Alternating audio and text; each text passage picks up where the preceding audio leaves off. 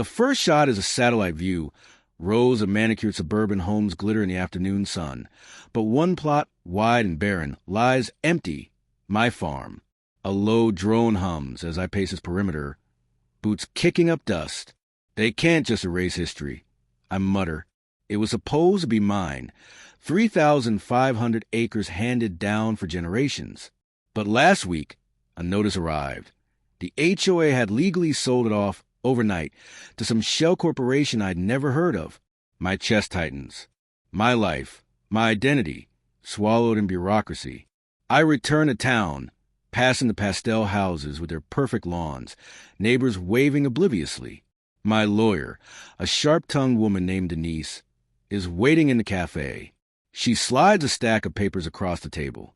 "You have rights," she says calmly, but the fury in her eyes mirrors mine.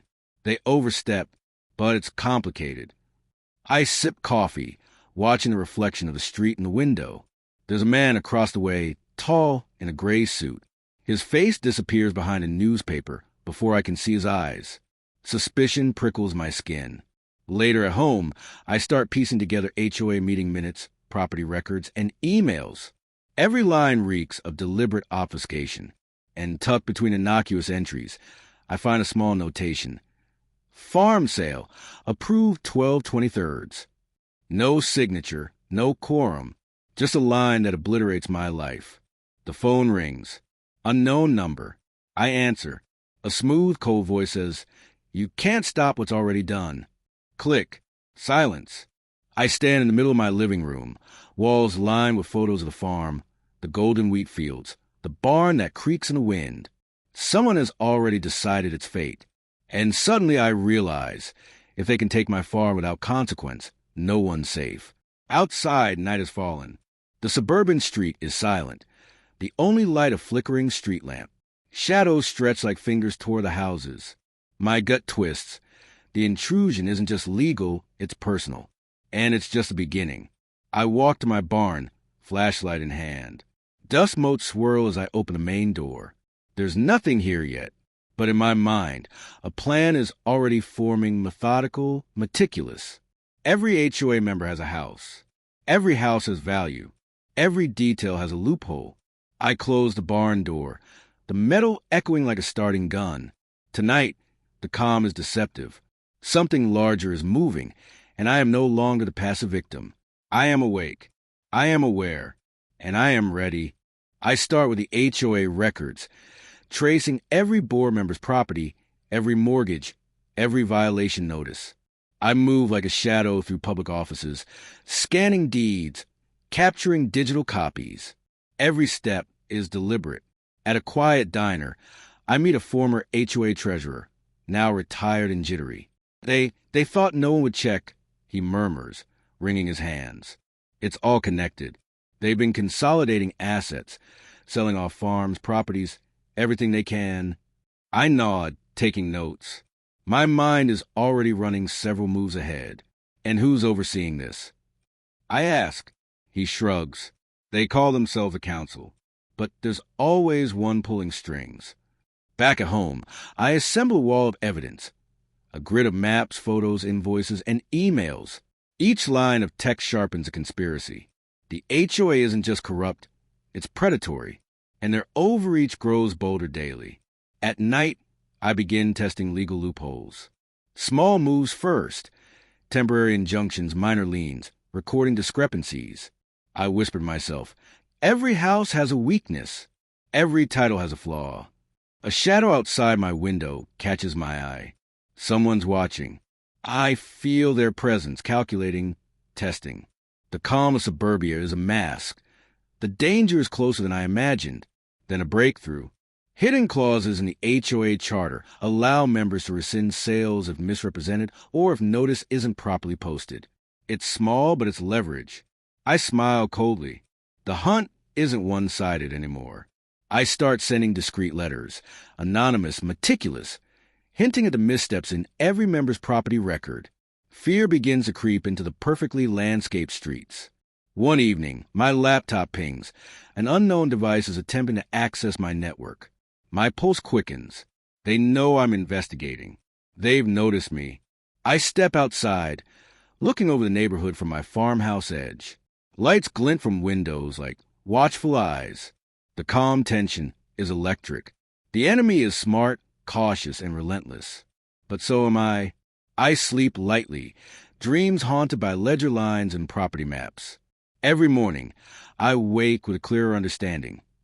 I am playing a long game. One misstep, and the HOA swallows me whole. But one calculated move, and I can turn the tables entirely. The country club gleams under chandeliers, polished wood and golden light, masking the tension beneath. I slip through the entrance, briefcase in hand, a calm observer among the unsuspecting. Board members laugh, clink glasses, their perfect suburban smiles tight and rehearsed. Tonight, their empire feels untouchable. I take a table near the head of the room, my eyes scanning every face.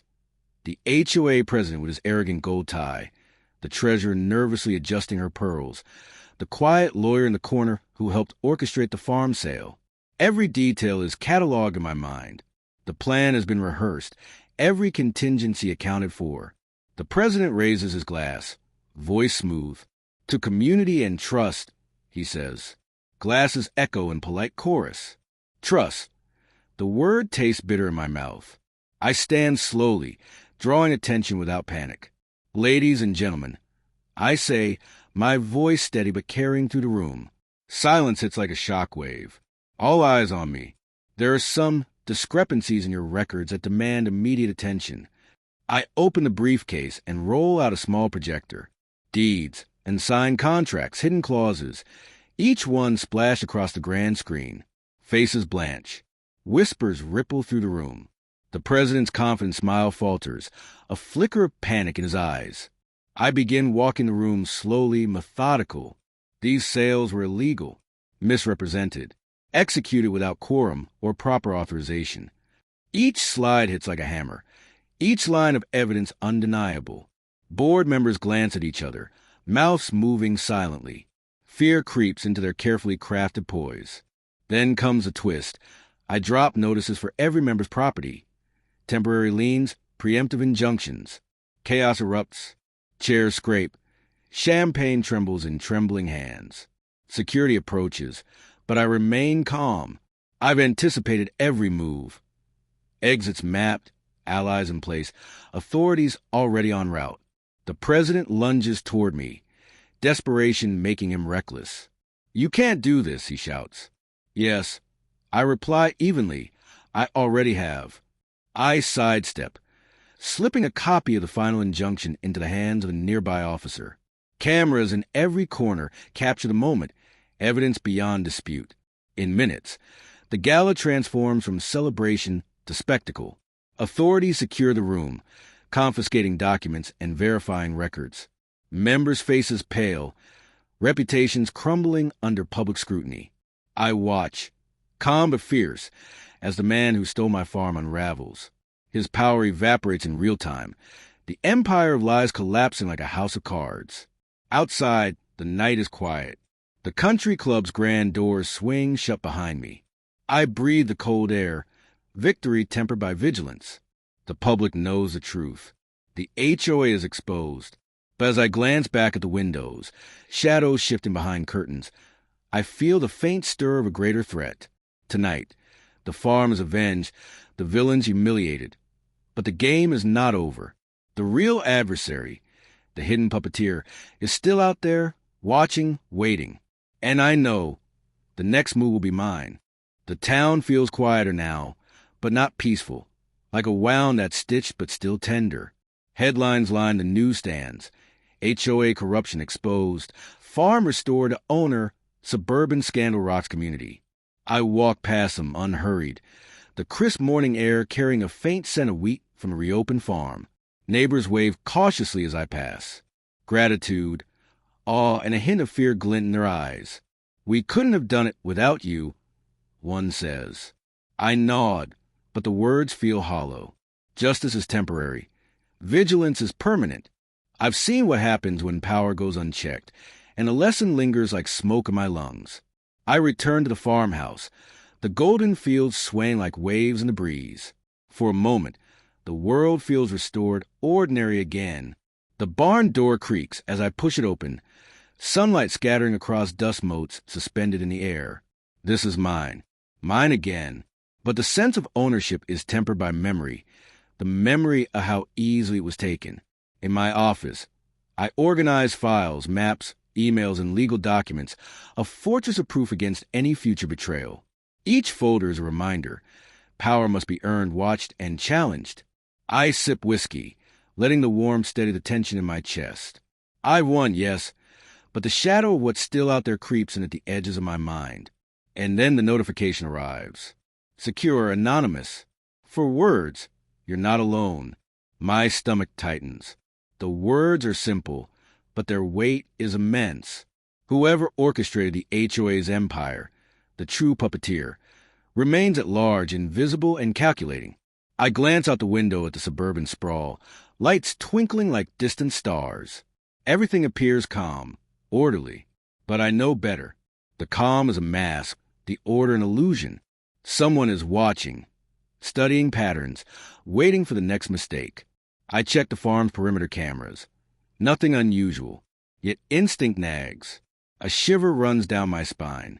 The wind stirs the wheat, and I half expect to see figures moving among the rows, ghosts of fight still lingering. I stand, walking slowly through the farmhouse, touching walls lined with photographs of my family, my ancestors, the farm before it was threatened. Memories anchor me, remind me why this fight matters. But the fight isn't over.